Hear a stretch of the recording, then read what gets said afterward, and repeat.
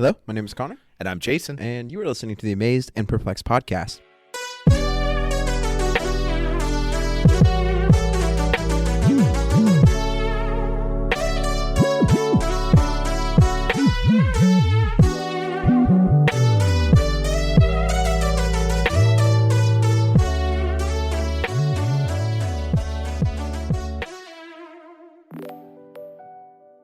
Jason, in your time in youth ministry, did you ever force teenagers to wash somebody else's feet? That's an excellent question. And my answer is I don't think so. I do think we went to things where people had the opportunity. I will say this. I have been at things as a participant in retreats where where I have washed feet and where my feet were washed. And it all depends on the level of the relationship. Because I've had it done where somebody was apologizing to me and they washed my feet, and it was a person I didn't know very well. Like, they had really done something bad behind the scenes I didn't even know about. And they're washing my feet, and I'm like, I cannot hear you because this is so uncomfortable. But I've had experiences with people I know well, and it was beautiful. But I have not forced people. Now, have you found yourself in that situation? Oh, yeah. I grew up in church, so it happened at some point. I would say I've done it a handful of times, and one or two were pretty meaningful. Yeah, I know that's just one of those experiences for some people. If you are not fully bought into it, it is such a. I think maybe we'll talk about this. If you're not fully bought into it, it is such a weird and weird. Yeah, it's just a weird thing to do. It's 3-word weird. It's 3 words weird. Well, I kept wanting to be like, because I feel like for most people when they look back on it negatively, it's like, oh, it's not really damaging. It's not this. It's not like dehumanized. So it just ends up being weird for lots of people. Right. And if I hadn't had the 2 set of experiences that I can specifically think about that were beautiful, I would my feelings overall towards what happens here in this passage that we're going to talk about and to my experiences would be, that's weird and there's no reason that you should do that, and it's just so odd. But yeah, so if you didn't catch on, we're going to be talking about Jesus washing the disciples' feet, found in John chapter 13. Yeah, and so this leads directly to Gethsemane, Jesus' last night before he's crucified. And he's here, and this will contextualize, but they're experiencing the Passover feast. And I'll start in verse 1. We'll just read to the end of that section. It was just before the Passover feast. Jesus knew that the hour had come for him to leave this world and go to the Father. Having loved his own, who were in the world, he loved them to the end. The evening meal was in progress, and the devil had already prompted Judas, the son of Simon Iscariot, to betray Jesus. Jesus knew that the Father had put all things under his power, and that he had come from God and was returning to God. So he got up from the meal, took off his outer clothing, and wrapped a towel around his waist. After that he poured water into a basin and began to wash his disciples' feet, drying them with the towel that was wrapped around him. He came to Simon Peter, who said to him, "Lord, are you going to wash my feet?" Jesus replied, "You do not realize now what I am doing, but later you will understand." "No," said Peter, "you shall never wash my feet." Jesus answered, "Unless I wash you, you have no part with me." "Then, Lord," Simon replied, "not just my feet, but my hands and my head as well." Jesus answered, "Those who have had a bath need only to wash their feet. Their whole body is clean, and you are clean, though not every one of you." For he knew who was going to betray him, and that was why he said not every one was clean. When he had finished washing their feet, he put on his clothes and returned to his place. "Do you understand what I have done for you?" he asked them. "You call me teacher and Lord, and rightly so, for that is what I am. Now that I, your Lord and teacher, have washed your feet, you also should wash one another's feet. I have set you an example that you should do as I have done for you. Very truly I tell you, no servant is greater than his master, nor is a messenger greater than the one who sent him. Now that you know these things, you will be blessed if you do them." So, a very powerful scene. Connor, as you process this today, what amazes you? I love the transition here of how John writes this. So in 3, Jesus knew that the Father had put all things under his power, that he had come from God and was returning to God. So, like, I love that transition of so. Like, that is such a powerful transition. You would think, you read that just out of context and you'd be like, he says this, so I'm going to rise to the clouds. I'm going to come back from the dead immediately. I'm going to do and that is part of what happens here.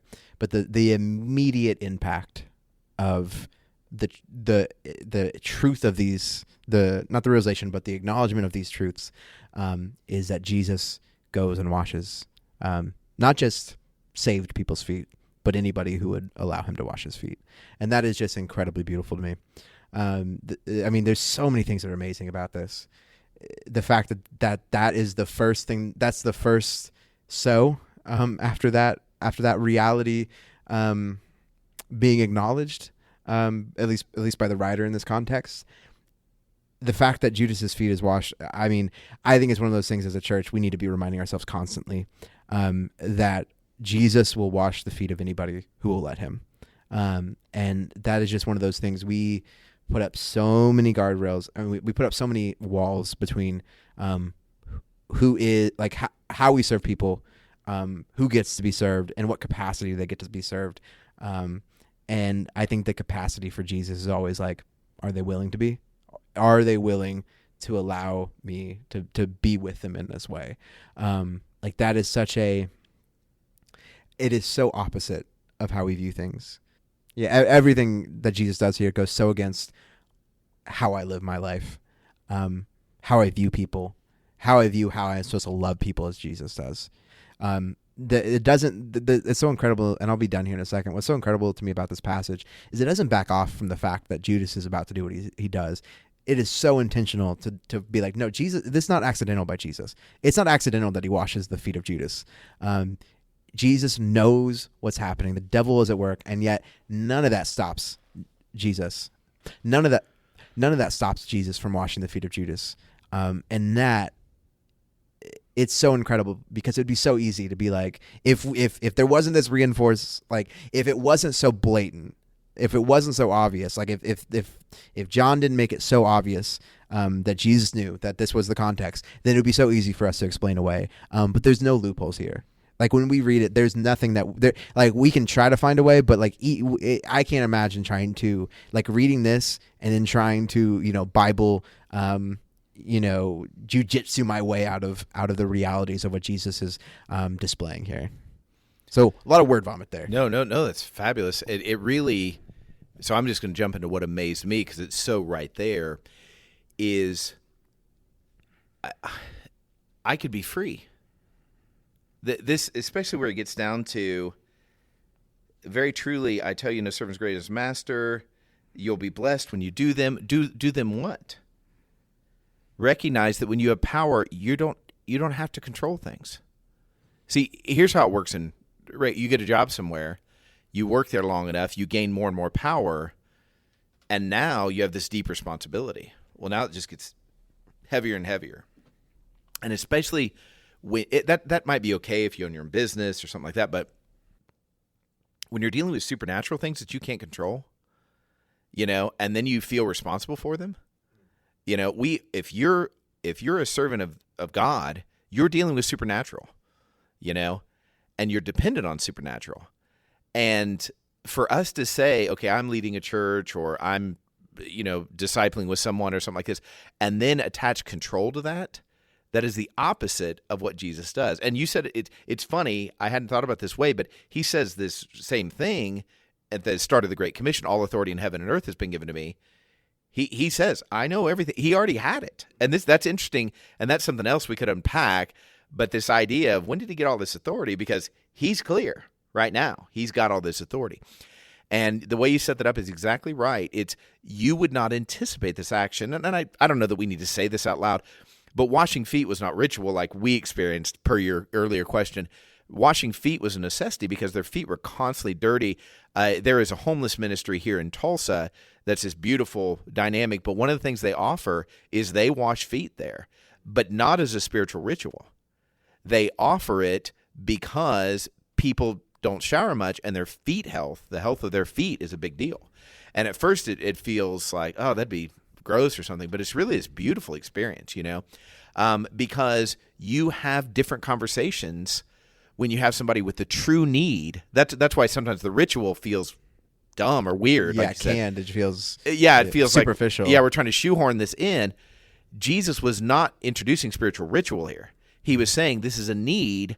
We perceive ourselves as all equals, with me as the higher one, so nobody's doing this. and he takes an opportunity of something that they've been taught since they were a little kid, that the lesser washes the feet of the greater. I mean, this is a powerful lesson that we lose because we've only experienced foot washing as ritual, And so, but this is amazing because he chooses, this is corollary to, this is a true story, and I'm not tooting my own horn, but it is something that happened. When I came into our church building yesterday, someone had gone to the bathroom and left visible evidence, I'll let you put that together, in the stairwell, so the external stairwell. So if you open the door going out, you would step right in it. And I'm sitting there, and I'm like, that happened a lot at the old building too. Yeah, I know. I'm on sabbatical, and I don't think they're doing it to be gross. It was just an out of the way place, and everything. And so I'm like, but somebody's got to clean it, So I'm cleaning it up, and I am like feeling so good about myself and try not to throw up. Those are my two goals. And it's like, this is not about Jesus feeling good about himself. Mm-hmm. He's saying this is the norm when God has already worked everything out for you. You have nothing to prove. Mm-hmm. You just get to participate and experience the beauty. And that's the story of everybody that we think of as a great story in the Bible. We keep trying to manufacture these faith moments. And so what amazes me is he's calling us to this liberation of watch for what's needed and respond, and let God lead you. And we think, well, how will I know? I don't know that Jesus knew he's going to wash their feet until they all got into the room.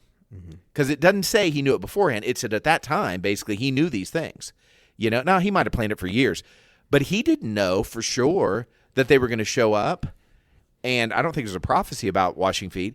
He didn't know they were going to show up and nobody was going to volunteer. I mean, come on, Bartholomew, step up. You don't even get hardly a mention.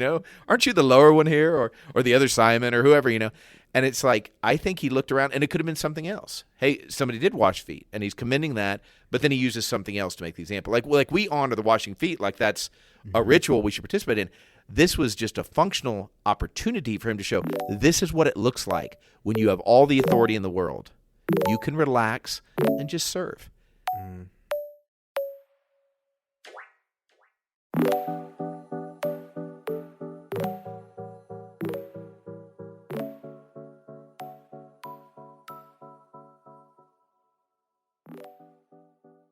And I think that's just amazing to me. So yeah, man, that speaks so much to what actual true power is.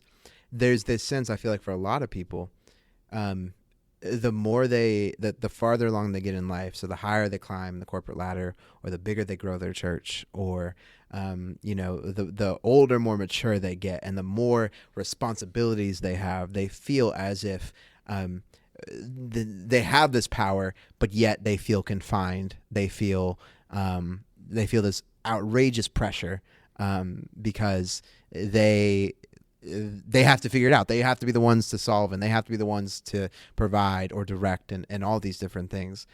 And the truest sense of power is this liberating reality of that living with God, that living in resting in the power of God means that I don't have to strive for my own. It means I don't have to work to make sure my piece is cut out because God's is already there. No, that's exactly right. And it just occurs to me while we're talking, Moses didn't solve a single problem. Abraham didn't solve a single problem. None of these men or women that we think, man, those are people of faith. They all deserve to be in Hebrews 11 kind of dynamic. They didn't solve problems. When they were doing their stuff, they caused problems. Abraham, Moses, David, all of them caused problems. And it all came down to, here's where I exert my authority. So Moses is striking a rock where God said not to, and Abraham is, saying, I'll take control of this birth issue. I'll get my handmaid, or I'll obey Sarah, or be complicit with Sarah. That's what happens. You know what I mean? This is the nature of when the people in the Bible live like I live. Mm-hmm. They cause problems. Yeah.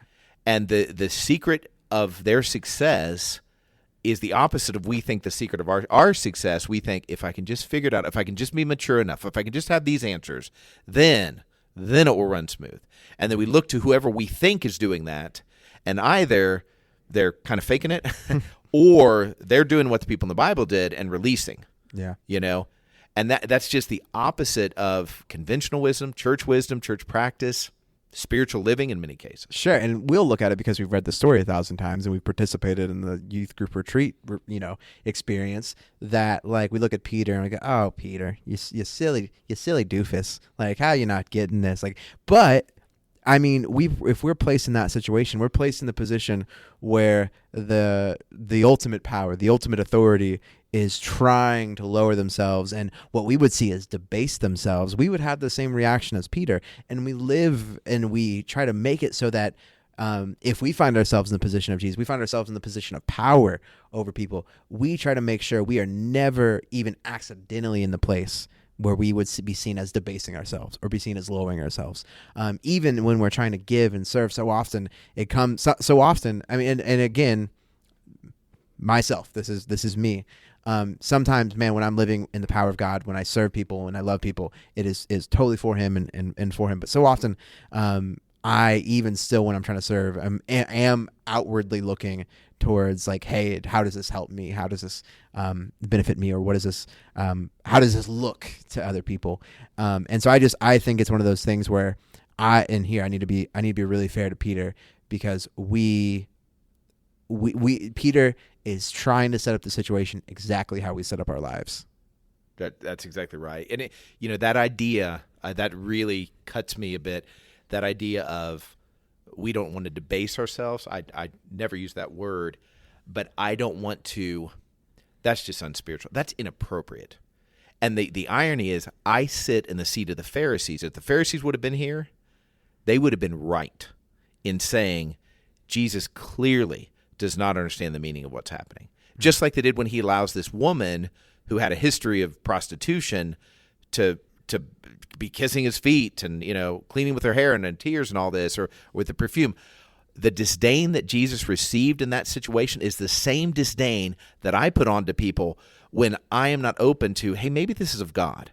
Now, I'm not suggesting everything somebody did is of God just because I think it's inappropriate, but I am suggesting we knee-jerk so quickly and we call it spirituality, as if God needs our protection. How ignorant is that I think, I better step in here because God needs my protection. And yet he leaves us this whole book filled with examples of, hey, here's what happens when humans step in and don't trust me to do this. Now, sometimes that leads them to step in. I'm not saying you never intervene, and I'm not saying you wouldn't say something is inappropriate, but it's that knee-jerk, it's that immediate response, this doesn't fit my model, so it must be wrong. Peter is exactly me. Yeah, absolutely. In almost every day of my life. Even that example I just used about walking into that situation outside of our building and having to clean that up, there is this part that I'm like, I hope somebody sees me doing this. Yeah. Because I shouldn't be doing this. Mm-hmm. And then I'm like, in my own heart, I'm like, why shouldn't I be doing it? Like, what authority have I received that I would be above this? Mm-hmm. It needs to be done. And I'm not even mad at the person that did it, because I'm guessing that was the most private place they had access to. Mm-hmm. And so it's just one of those things that Jesus could have been really angry in his spirit and saying, guys, you should have been doing this. But that's not his message at all. He's saying the more you move into God, the more you want to be open to wherever he leads you, including doing the thing that you're like, well, I would never do that. That's gold. So transitioning, I feel like we could just keep bouncing off each other on this for a while. Oh, yeah. What perplexes you about this? The part that's challenging to me is, you had mentioned this about Judas, and it's where, so he's like, so clearly it says we know Judas and where this is going, Jesus knows it. And then he goes, and on one hand, he's letting it go. But then in verse 10, he's like, those who have had a bath need only to wash their feet, their whole body is clean. That's a literal thing that he's applying spiritually. And you are clean, Peter, though not every one of you. And I'm like, in my world, that's a jab. Yeah. But it's instruction. And the key here is, I don't know how to deal with the truth I know. I mean, I don't know how to deal with the fullness of it. Like I know how to apply part of it, but when I'm in conversations that are challenging, and this was a very challenging conversation. Here's Jesus. We've talked many times about, we have to put this in the context. He's never been under more pressure than right this moment. You know what I mean? So the fact he's doing any of this is mind-blowing. But it's like, he's not sharing everything. I just don't know what that, like when I notice something in somebody, and certainly I don't notice it as confidently as Jesus does. Because if I see some weakness in you, I recognize there's part of my filter that's coloring that. And sure. I don't know how much. So I got to be really careful to say, here's exactly what's going on inside you. Jesus knew that. So there's a difference. But why even say that? You know, and I think it's wise. I think he's setting them up because they will come back and reference, hey, Jesus told us about that. And this is one of those examples.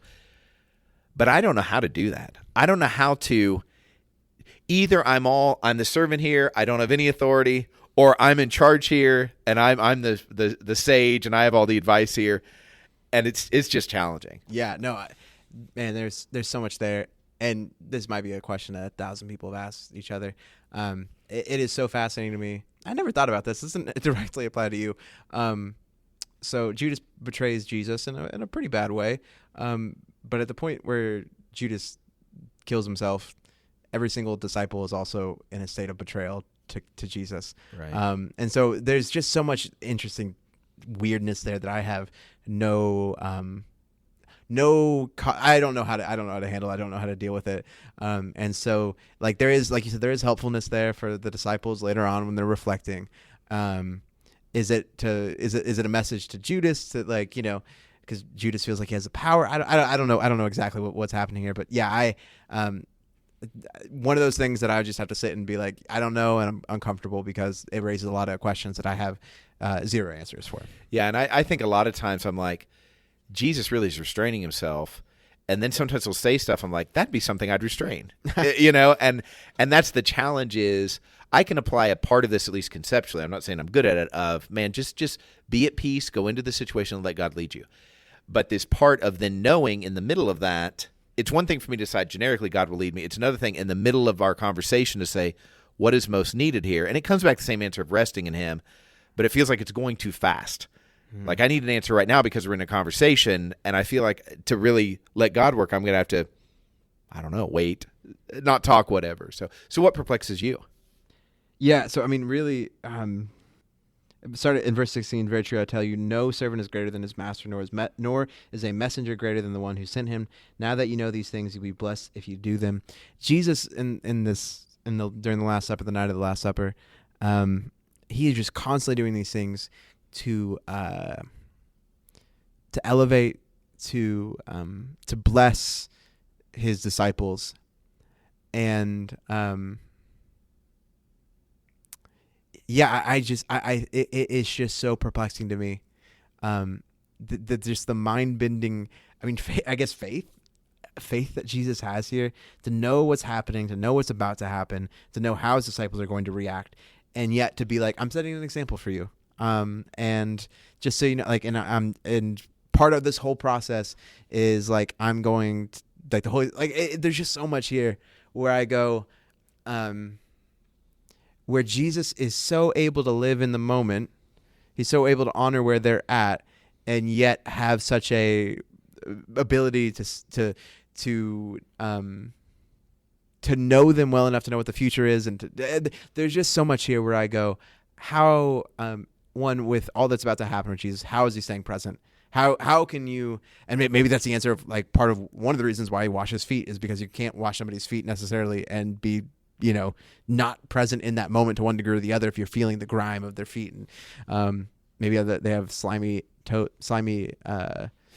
in between their toes or whatever. Not a lot of pedicures present, I'm sure. No, I've had a situation where my feet have been washed and I have a web toe. It really bothered one of the people that washed my feet because they really couldn't get in there. That's nothing to do with anything. I wonder if any of the apostles. You know what's interesting to me that just jumped out at me is I don't think there's any other recording of the apostles initiating or participating in feet washing. Is there? I don't know. I wish we had some sort of way to search that or figure it out. But yeah, I can't think of one. No, but it is helpful because Jesus goes on to say, "Hey, I've set this example for you," and seeing, and it'd be interesting to go forward and track. Okay, what if this is something they obviously thought about after the fact and had an impact on them? So what did feet washing for them look like? You know, months later, what did feet washing look 2 years later for them? That'd be interesting to track. The other thing is, it just hit me. I mean, I've always known for a long time that the only account, John's the only one that records the feet washing. You know, why is it so hard to get feet and foot washing mixed up here? But why is it that Matthew, Mark, and Luke don't consider that important enough to include? It's it's fascinating. And that's the irony of us thinking this is a spiritual practice. The spiritual practice is not feet washing.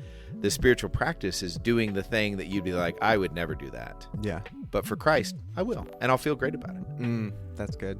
Yeah, man, there's a lot here, and I feel like I kind of discombobulated us towards the end of this episode. But I just want to encourage you. There's been an artist on Instagram that has just, man, really blessed me recently. Her name is Salt and Gold Collection, and she does these drawings of Jesus washing the feet of people, and I mean, brought literal tears to my eyes because they have just been so beautiful and so helpful for me in